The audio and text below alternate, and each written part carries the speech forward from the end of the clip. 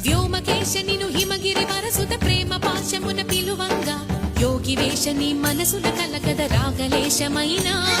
హే మహేశని భయద పదాహతి దైత్య శోషణము జరుపంగా